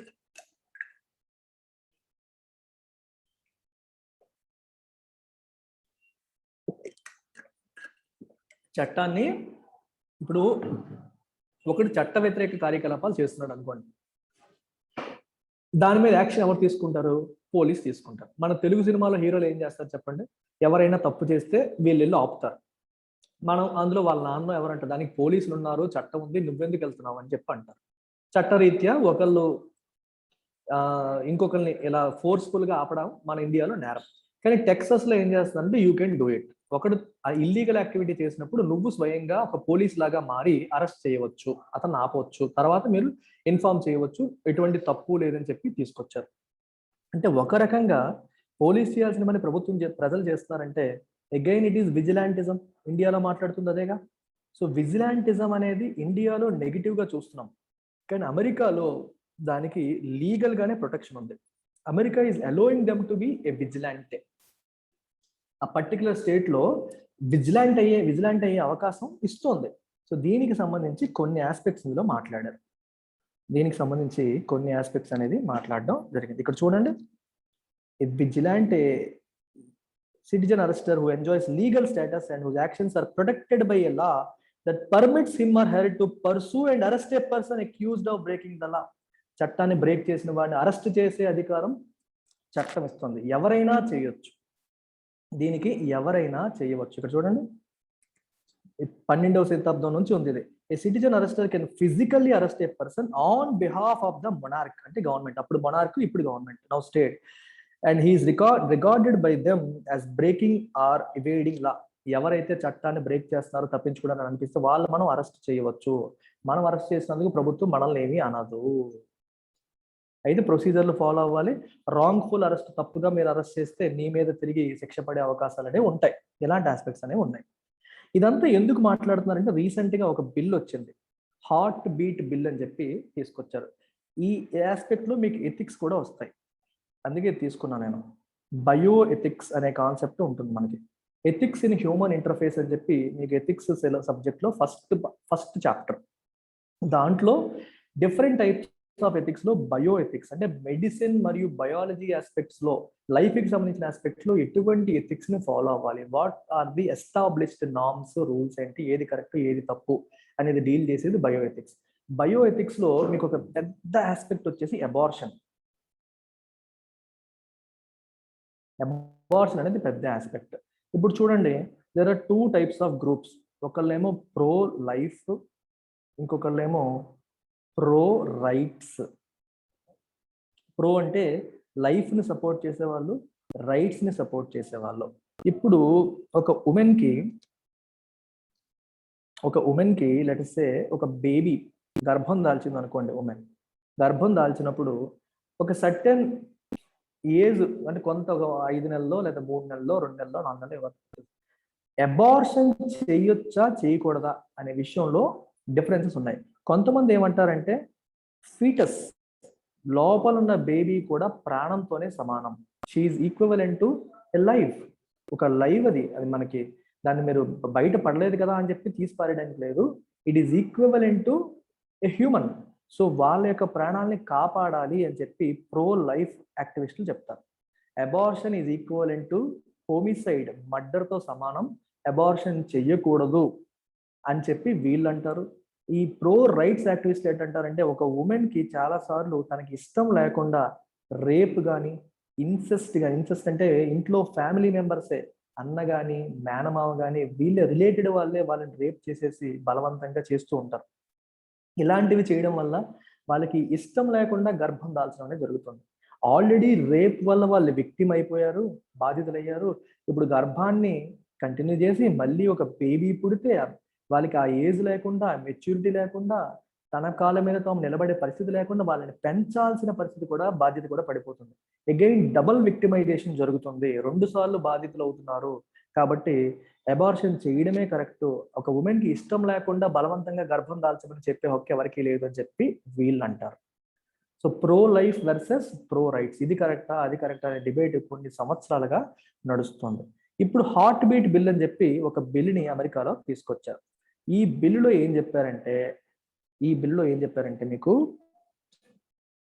Heart beat ఒక బేబీకి 6 వీక్స్ వచ్చేస్తే మనకి చూడండి, that seeks to ban abortions after 6 weeks when the fetus registers a heartbeat. బేబీకి హార్ట్ బీట్ రిజిస్టర్ అయిన తర్వాత మీరు అబార్షన్ అనేది చెయ్యకూడదు. బ్యాన్ అబార్షన్ 6 వీక్స్ తర్వాత. 6 వీక్స్కి ఎందుకని అన్నారు? హార్ట్ బీట్ డెవలప్ అవుతుంది కాబట్టి ఇంకా అబార్షన్ అనేది చెయ్యకూడదు అని చెప్పి బిల్ అనేది తీసుకొచ్చారు. ఇక్కడ ఈ బిల్ విషయంలో ఒక ఆస్పెక్ట్ ఉంది, ఏంటంటే ఈ అబార్షన్ అనేది జనరల్గా ఎవరు చేస్తారు? డాక్టర్స్ చేస్తారు, నర్సింగ్ హోమ్స్ చేస్తాయి, అక్కడ నర్సెస్ చేస్తారు. అబార్షన్కి సహకరించే డాక్టర్ పైన, నర్సింగ్ హోమ్ పైన, నర్సుల పైన, వాళ్ళని అక్కడ తీసుకెళ్లిన క్యాబ్ డ్రైవర్ పైన కూడా కేసు వేయొచ్చు. ఈ బిల్లు అదే చెప్పారు, సహకరించిన వాళ్ళందరి మీద కూడా కేసులు వేయొచ్చు అని చెప్పారు. ఇంకొక ఆస్పెక్ట్ ఏంటి అంటే ఈ విజిలాంట్ మెకానిజం చెప్పాను చూసారా, గవర్నమెంట్ అఫీషియల్, స్టేట్ అఫీషియలే వచ్చి అరెస్ట్ చేయాల్సిన అవసరం లేదు. Anybody can arrest someone who is resorting to abortion. For example నేనున్నాను, మా పక్కింటి ఆవిడ గర్భం దాల్చిందని నాకు తెలుసు, ఇల్లీగల్గా అబార్షన్ చేసుకోవడానికి వెళ్ళిపోతుందని నేను చూసాను అనుకోండి, ఎవరి వరకు నేను వెయిట్ చేయగలను, నేనే వెళ్ళి తను అరెస్ట్ చేయొచ్చు. నువ్వు అబార్షన్ చేయించుకుంటున్నావు, నేను అరెస్ట్ చేస్తున్నాను, నువ్వు తప్పు చేస్తున్నావు అని చెప్పి I can go and arrest her. Vigilantism అర్థమైందా? ఈ ఎథిక్స్కి విజిలాంటిజం కలిపాడు. ఎథిక్స్కి విజిలాంటిజం కలిపి ఎలా లింక్ చేస్తారు? Anybody can become a vigilante, anybody can become a vigilante అని చెప్పి రాశారు అనమాట. చూడండి ఇక్కడ రాశారు, a person can even be someone from outside the state who can show any connection to the abortion, enter the bounty hunter and citizen arrester. ఇలా చేసే వాళ్ళకి డబ్బులు ఇస్తామని కూడా చెప్పింది గవర్నమెంట్. $10,000 మీకు ఇస్తాం, మీరు అబార్షన్ చేసుకునే వాళ్ళని మీరు పట్టుకుంటే మీకు $10,000 ఇస్తానని చెప్పి అక్కడ బిల్లో చెప్పారు. సో ఈ $10,000 కోసం ఎవడైనా సరే ఆ బౌంటీ కోసం, వచ్చే డబ్బుల కోసం వీళ్ళందరూ కూడా చట్టాన్ని వాళ్ళ చేతిలోకి తీసేసుకొని ఇలా వేరే వాళ్ళ యొక్క హక్కుల్ని భంగం చేసి అరెస్ట్ చేసే అవకాశాలు దీనివల్ల వచ్చేస్తాయి అన్నమాట. ఇది కాన్సెప్ట్. సో బేసికల్గా ఇక్కడ ఏం చేస్తారంటే ఉమెన్ యొక్క రైట్స్ ని డినై చేస్తున్నారు. అబార్షన్ ని లీగల్గా అలౌ చేయడం వల్ల ఉమెన్ యొక్క రైట్స్ ని డినై. ఇది మీకు ఎథిక్స్ పాయింట్, ఒకవైపు ఎథిక్స్ పాయింట్ ఉంది, ఇంకోవైపు విజిలాంటిజం ఉంది. 2 ఆస్పెక్ట్స్ కూడా మీకు ఉన్నాయి. అంతే, ఇంతకంచి ఏం లేదు. మిగిలిన ఆస్పెక్ట్స్ అన్ని కూడా అంత ఇంపార్టెంట్ కాదు. దట్స్ అబౌట్ ఇట్ అమ్మా. Take care. Note down this number. Call చేయండి, వాళ్ళందరూ మేడంకి కాల్ చేసి హాయ్ చెప్పండి. మీరు ఏం ప్రిపేర్ అవుతున్నారో ఒక మాట చెప్పండి. ఎలా ప్రిపేర్ అవుతున్నారు, ఏం ప్రిపేర్ అవుతున్నారు, మీకు ఏం ప్రాబ్లమ్స్ ఉన్నాయి, ఏం ఇష్యూస్ ఫేస్ చేస్తున్నారు, టాక్ టు హెర్, రైట్? అలాగే మన వెబ్సైట్ ltxclasses.com లాగిన్ అవ్వండి. లాగిన్ అయ్యి సెర్చ్లో డెమో అని కొట్టండి. మన యూపీఎస్సి ఒక డెమో కోర్సు, ఆప్షనల్కి డెమో కోర్సు వస్తాయి. ఈ డెమో కోర్సెస్లోకి సైన్ అప్ అవ్వండి. యాప్ చూడండి, అందులో క్విజెస్ చూడండి, ఫ్యాకల్టీ యొక్క వీడియోస్ ఉంటాయి చూడండి. Okay, take care, bye.